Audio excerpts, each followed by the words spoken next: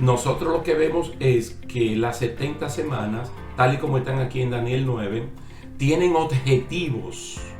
Aquí se ofrecen los objetivos por los cuales Dios determina la ocurrencia de 490 años que tienen que ver con el pueblo de Israel y con la ciudad de Jerusalén. Si desde el principio uno no marca esa referencia en su mente, no lo va a entender. Y al no entender esto, entonces se puede él mismo confundir, usted o cualquier otro, y también dejarse confundir cuando otra gente te habla cosas aisladas a las 70 semanas. Entonces,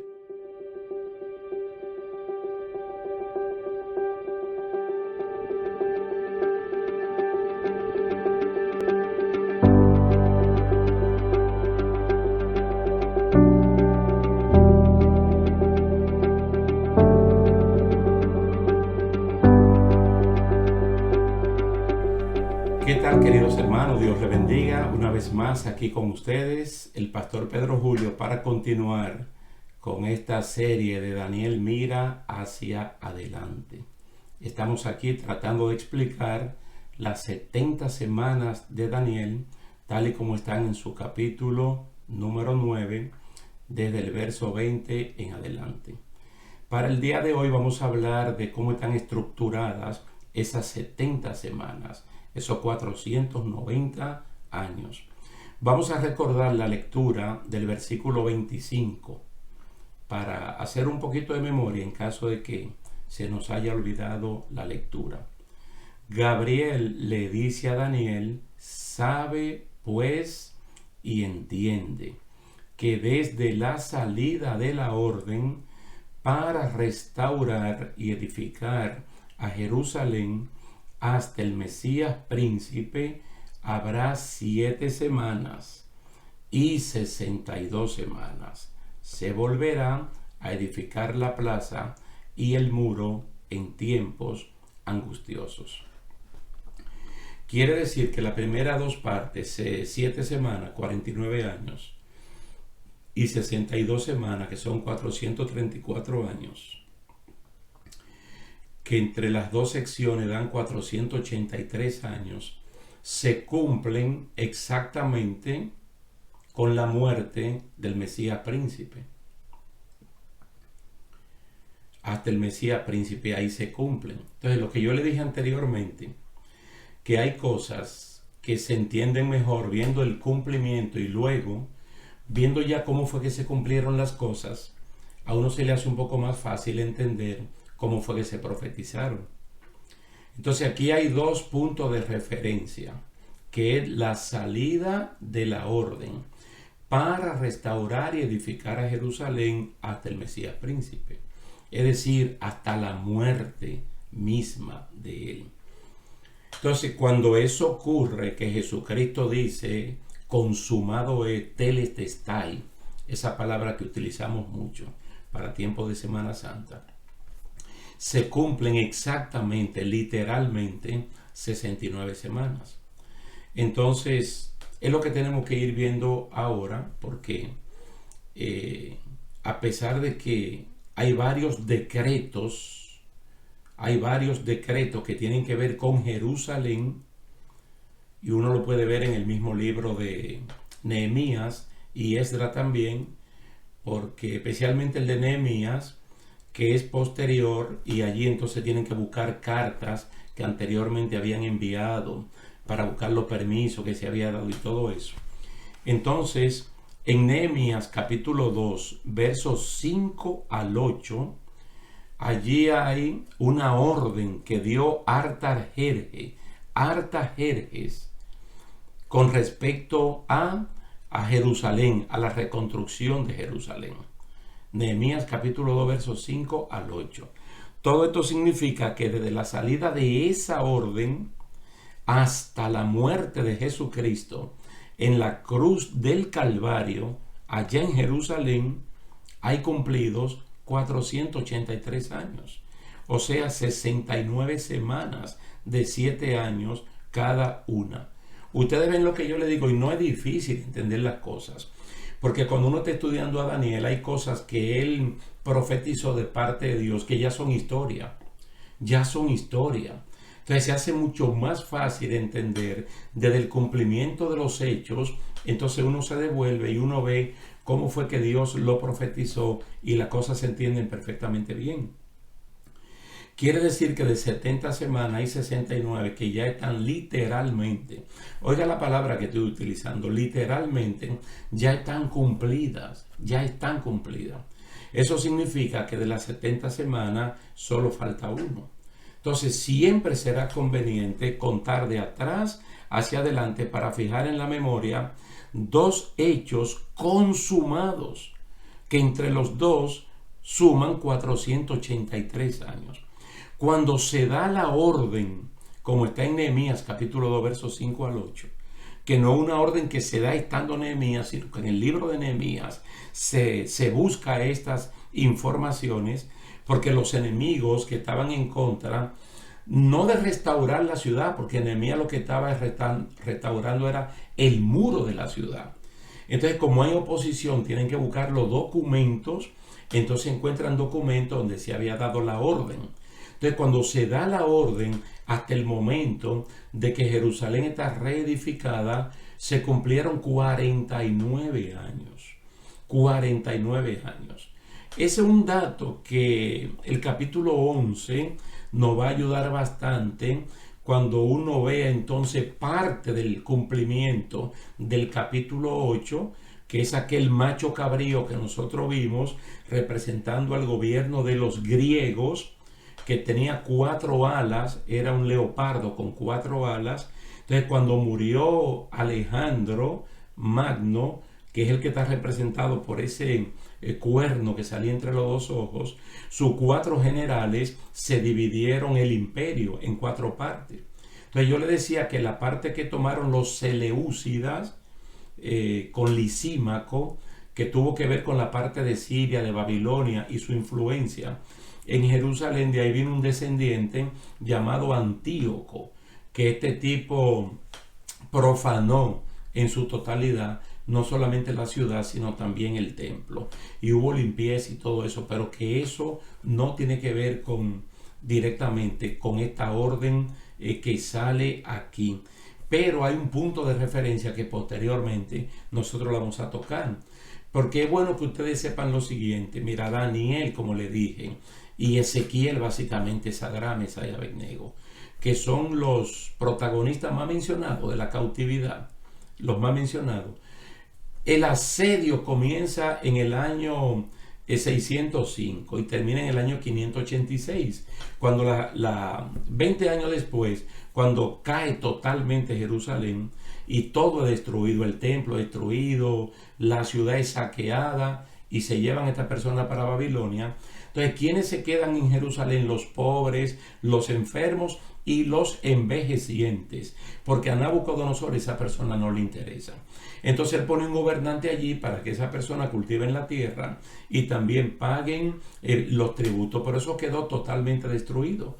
Entonces estas personas, que ustedes lo saben muy bien porque Jeremías 29, Dios le manda a decir al pueblo que está en el cautiverio que se olviden de volver hasta el cumplimiento de los 70 años, que se casen, que prosperen, que estudien, que compren casa, que negocien, que hagan de todo, porque incluso muchos por allá se iban a morir. Pero su generación de hijos, nietos y bisnietos son los que se iban a levantar. Bueno, cuando se da la orden, cuando Artajerjes da la orden para reconstruir a Jerusalén, ahí que comienza el reloj de las 70 semanas a moverse. Ahí comienza a moverse. Entonces, todo lo que hace Zorobabel, Jesúa, Esdras, Nehemías, eso dura 49 años. Ahí se gastan, por así decirlo, 7 semanas. 7 semanas. Y hay una inauguración muy grande. Ustedes han leído en el libro de Ageo, y si no lo han leído, yo les recomiendo que lo lean, ese librito completo que es de la poscautividad, donde allí el Señor desafía a que si alguien conoció el templo de Jerusalén, el templo que fue construido por Salomón, entonces le dice que la gloria postrera de ese templo, con menos lujo, con menos calidad en la construcción, iba a ser mayor que la del templo de Salomón, porque ahora hay otra connotación. Entonces, cuando se hace esa celebración, exactamente se cumplen 49 años, 7 semanas. Pero la misma inauguración del templo comienza el reloj a marcar por 62 semanas más, es decir, 434 años, hasta que Jesucristo muere en la cruz del Calvario. Hermano, esto es extraordinario porque mire, Ageo, Malaquías y Zacarías son los últimos profetas del Antiguo Testamento y ellos son contemporáneos, son coetáneos, son del mismo tiempo. Y ustedes saben que con Malaquías se cierra el canon completo del Antiguo Testamento y por 400 años no hay revelación escritural de parte del Señor hasta que aparece Juan el Bautista y el Señor Jesucristo. ¿Y qué tiempo dura el Señor Jesucristo en esta tierra? Entre 33 a 34 años. Porque Cristo comenzó su ministerio a los 30 años, al igual que Juan.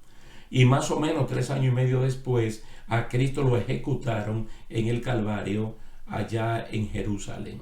Entonces, cuando el Mesías príncipe muere, cuando Él dice telestai, cuando Él dice consumado es, o Padre, en tu mano encomiendo mi espíritu, se cumplen literalmente, oiga lo que le estoy diciendo, literalmente 434 años. Más 49 desde la orden para construir y edificar a Jerusalén, hasta que eso se hizo, eso suman 483 años completitos. Probablemente para usted y para mí no sea usual contar el tiempo como lo contaban los judíos, pero para eso ello no era raro. La manera de contar semanas de año, eso venía de tiempo antiguo. Por ejemplo, le voy a recordar el caso de Jacob. El caso de Jacob, el hijo de Isaac, cuando él se fue donde Labán, dice que él trabajó una semana de 7 años por Raquel. Trabajó una semana de 7 años por Lea. Génesis 29, 26 al 28. Y el capítulo 31, verso 41. Génesis 29, 26 al 28. Y 31, 41. Te voy a trabajar una semana por esta, una semana. Pero no era una semana de 7 días, de lunes a domingo o de martes a lunes, sino 7 años. Y posteriormente que él lo dice, yo trabajé 20 años aquí, 14 años por tus 2 hijas. Ustedes lo pueden leer en el capítulo 31 de Génesis. Yo trabajé 14 años por tus 2 hijas. ¿Qué son 14 años? 2 semanas de 7 años. No es difícil de entender, hermanos. Son formas, son el uso y costumbre de este pueblo y nosotros con el uso de la hermenéutica ahora lo podemos entender perfectamente bien. Es decir, no hay problema, Dios no está hablando una cosa enredada. 70 semanas están determinadas sobre tu pueblo y sobre tu santa ciudad. Y como Él está entendiendo lo que le están revelando, Él sabe que son 490 años. Y Él sabe que Él no lo va a ver eso. Por eso yo le dije al principio que leyéramos a Primera de Pedro capítulo 1 verso 10 al 12. Porque no eran semanas de 7 días, cosa que Él lo pudiera ver con sus ojos.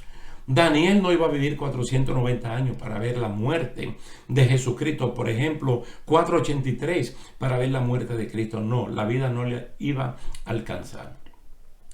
Otro ejemplo es el que está en Levítico capítulo 25, versículo 8 al 11. Por ejemplo, los 50 años del jubileo. El jubileo, cada 50 años había jubileo. ¿Cómo era que se contaba? 7 semanas de años al siguiente año. 7 por 7, 49. Al siguiente año se celebra el jubileo. Entonces, como 50 años se ven mucho, ellos lo iban contando día 7 por años. 7, 7, 7 y así. Ya en 49. El siguiente año nos preparamos para el jubileo. Descanso para la tierra, perdón de las deudas, liberación de los esclavos. Todo eso se hacía allí. Entonces era su lenguaje que nosotros ahora lo estamos entendiendo perfectamente bien y yo no creo que hay ningún inconveniente en que uno siga esa misma línea. Entonces la misma división natural de las 70 semanas habla de la muerte del Mesías príncipe, con lo cual se consiguen los objetivos antes enumerados. 7 semanas de años desde la orden para restaurar y reconstruir a Jerusalén. Nehemías capítulo 2. 62 años, que son 434, después se quitará la vida al Mesías, mas no por sí, porque Cristo no se suicida, sino que a Cristo lo capturan en el Getsemaní y lo llevan a ejecutarlo. Se le quita la vida a Jesús. Luego una semana de 7 años donde se confirma el pacto con muchos.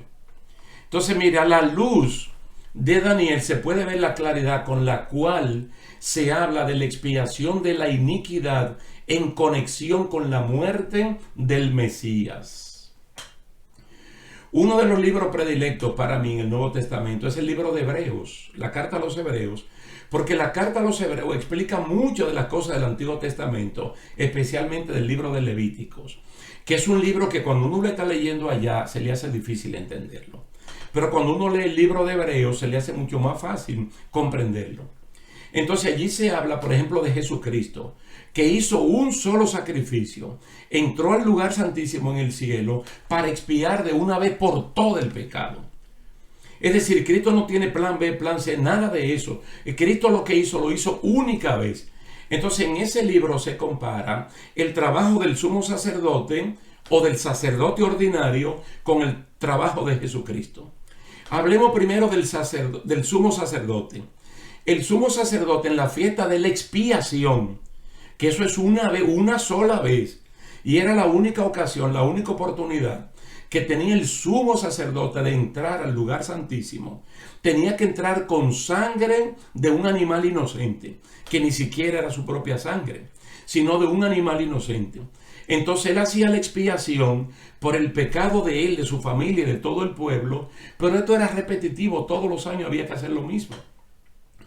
Y no es que el sistema fuera malo, sino que el sistema dice, yo soy imperfecto, yo no puedo. Y hasta que no venga el que puede, tienen que estar haciendo esto. Entonces cada vez que lo hacen es con la esperanza de que el que pueda, que es Jesucristo, venga y resuelva, pero lo haga por una sola vez. Es decir, Jesucristo hizo un solo sacrificio. Y todos los que se acercan a Cristo son limpios de sus pecados y no hay que hacer 2, 3 o 4 o 5 sacrificios. Entramos a otro nivel que es la presencia del Espíritu Santo o la participación de la palabra de Dios que nos ayudan a limpiarnos. Más el uso del arrepentimiento, la limpieza de cualquier contaminación de carne y de espíritu, la manejamos en ese ambiente. Pero no es que Cristo tiene que morir de nuevo y hacer otro sacrificio. Entonces la expiación de la iniquidad con la muerte de Cristo queda totalmente sellada. Y fíjate que Cristo no es descendiente de la tribu de Leví. Cristo no es descendiente de Aarón. Él no viene de... Usted sabe que Leví tuvo 3 hijos. Amram, Coat y Merar. Y los coatitas, que es donde viene la familia de Moisés y Aarón. Y de la familia de Aarón aquí vienen los sacerdotes. Jesús es de la tribu de Judá.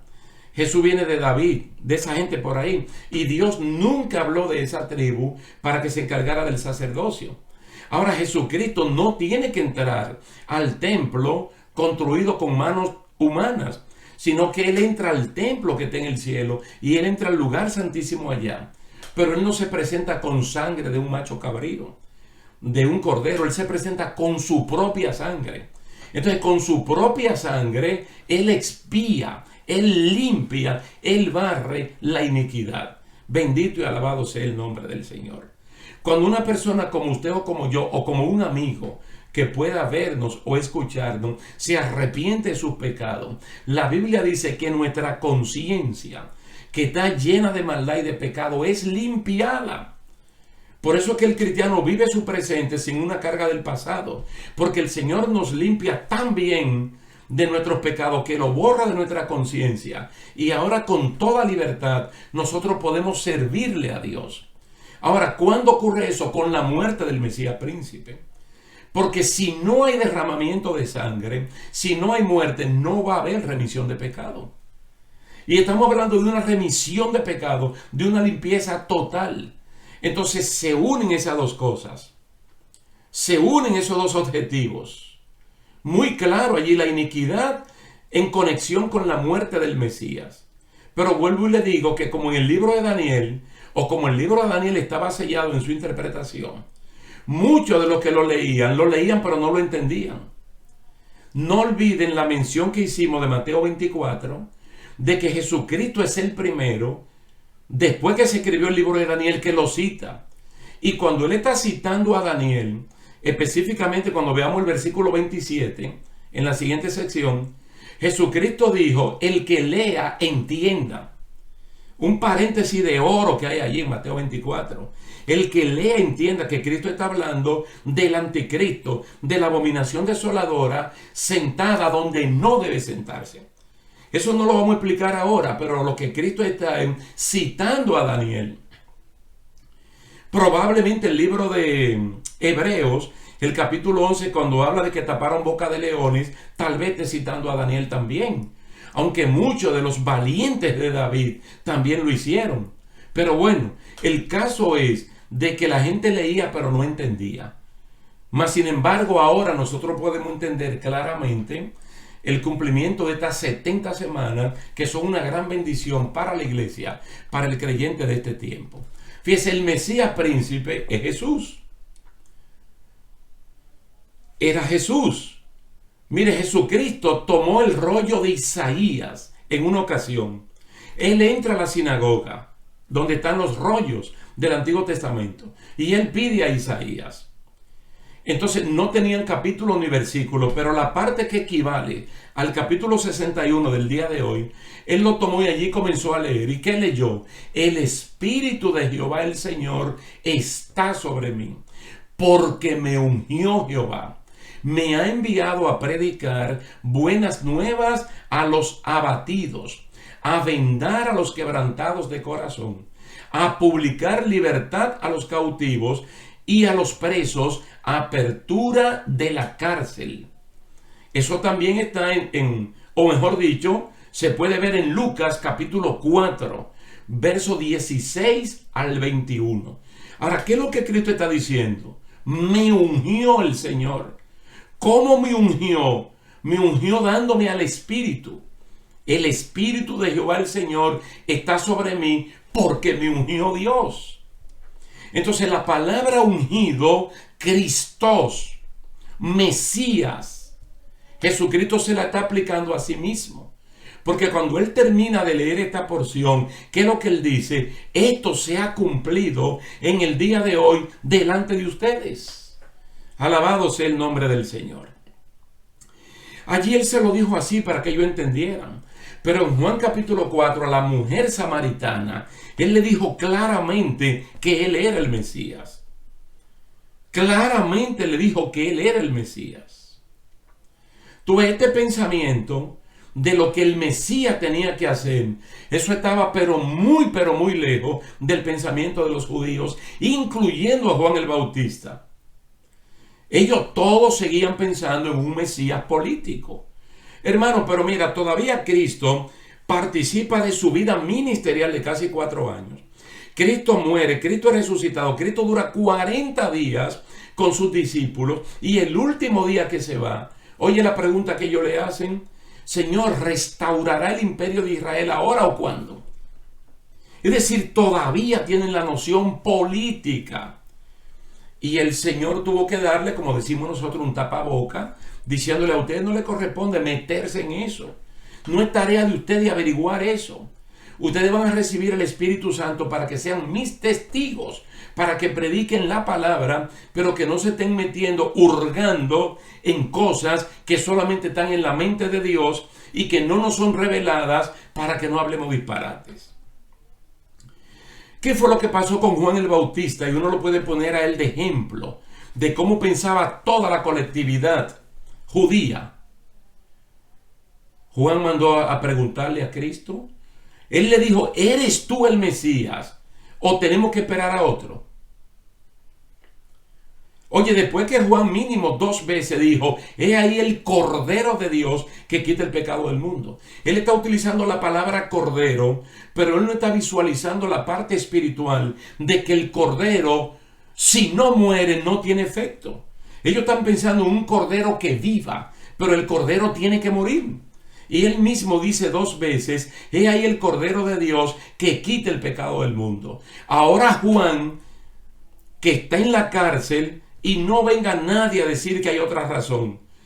No venga nadie a decir que hay otra razón. A Juan le están diciendo lo que el Mesías está haciendo. Y él rápidamente dice, pero no cuadra con la idea que yo tengo de lo que el Mesías va a hacer. Entonces manda a 2 devotos discípulos y le dice, ¿eres tú o tenemos que esperar a otro? Entonces, ¿qué se le dice a Juan? A Juan se le dice de los muchos milagros que Jesús estaba haciendo. Y todos los milagros que Jesús estaba haciendo estaban en la perfecta armonía con Isaías 61, como lo dice Lucas capítulo 4, versos 16 al 21. Es decir, el Mesías, lo que tenía que hacer, Jesucristo lo estaba haciendo. ¿Sabe que el apóstol Pedro después, en uno de sus sermones, él dice cómo Cristo vino a hacer bienes y cómo vino a deshacer las obras del diablo sobre la gente? Entonces, parte del trabajo del Mesías era ese. Pero más que sanar, que liberar de demonios, que multiplicar panes y peces, que callar al mar, a los vientos, el trabajo cumbre de Cristo es la salvación. Entonces, el Mesías viene a liberar, pero dando su vida. El Mesías viene a salvar, pero muriendo él. No es el conquistador típico de cada país. No es el padre de la patria típico de cada país. Aquí estamos hablando de alguien que él modela cómo se debe vivir, pero él muere por esa causa. Entonces, ¿qué le dijo Cristo? ¿Qué le mandó a decir Jesús a Juan? Díganle a Juan todo lo que ustedes están viendo y oyendo. Cuéntenle eso. Y bienaventurado aquel que no encuentre de qué hablar en mí. Como se puede ver, hermanos, el cumplimiento de 69 semanas ya es histórico. Eso está consumado. 69 semanas ya están consumadas. Oiga lo que le estoy diciendo. Eso está, pero literalmente. Aquí nosotros no tenemos que espiritualizar este asunto. Esto no es un asunto para espiritualizarlo, porque 483 años son 483 años que se iban marcando. Pero es interesante que cuando se cumplen 483 años, como que entonces se abre un gran paréntesis o se detiene el reloj. Solo falta una semana de las 70 semanas para el cumplimiento cabal de toda esta profecía. Alabado sea el nombre del Señor. Yo creo que al momento que yo le estoy hablando a ustedes, o al momento que Jesucristo murió en la cruz del Calvario, que dicho sea de paso, el velo que dividía el lugar santo del Santísimo en el templo de Jerusalén se rasgó de arriba a abajo en 2 partes y quedó abierto el camino para que todo el mundo, sin ningún intermediario sacerdotal, pueda buscar de Dios, acercarse a Dios. Hermano, esa es la bendición, esa es la apertura de Dios. A eso era que se estaba refiriendo los primeros 3 objetivos de las 70 semanas de Daniel, tal y como se le están diciendo. Esos 3 objetivos de terminar la prevaricación, de poner fin al pecado, de expiar la iniquidad, es con la venida de Jesucristo. Pero si Cristo se queda vivo, si ese grano de trigo no muere, se perdió el tiempo, se perdió el trabajo. Entonces Él muere y con su muerte entramos a 3 de los objetivos finales, que es traer la justicia perdurable, sellar la visión y la profecía y ungir al santo de los santos, como lo podemos ver en Apocalipsis capítulo 5, donde la iglesia de Jesucristo reconoce solo a Jesucristo como el que tiene mérito suficiente para recibir la gloria y la honra. y que la iglesia, en la persona de los 24 ancianos, puede quitar las coronas de sus cabezas y decirle: a ti es que esto te pertenece, porque tú fuiste inmolado, porque tú fuiste el que moriste, tú fuiste el que derramaste la sangre, y nosotros somos lo que somos porque tú diste tu vida por cada uno de nosotros. Bendito y alabado sea el nombre del Señor. Es muy interesante y uno hasta se emociona hablando de esta parte porque tiene que ver mucho con el Evangelio. Y nosotros lo vamos a dejar aquí, y nuestra próxima sección lo vamos a utilizar solo para ver el cumplimiento de la semana número 70. Y lo podemos dejar así porque esto va a hacer que recordemos muchas de las cosas que ya hemos explicado en el tiempo que hablamos del libro del Apocalipsis. Así es que muchísimas gracias por su atención prestada. Muchas gracias a Dios que nos da la oportunidad de poder interactuar con ustedes, y será hasta la próxima. Dios le bendiga y Dios le guarde. Ahora, ¿cómo termina el gobierno del anticristo en Armagedón? Con la segunda venida visible de Jesucristo. Entonces el anticristo simplemente lo toman preso, junto con el falso profeta, y lo lanzan al lago de fuego. Y el diablo, Satanás, el dragón, la serpiente antigua, simplemente lo apresan y lo van a meter en una cárcel que se llama el abismo, y allí va a estar por 1000 años. Pero ya eso lo explicamos.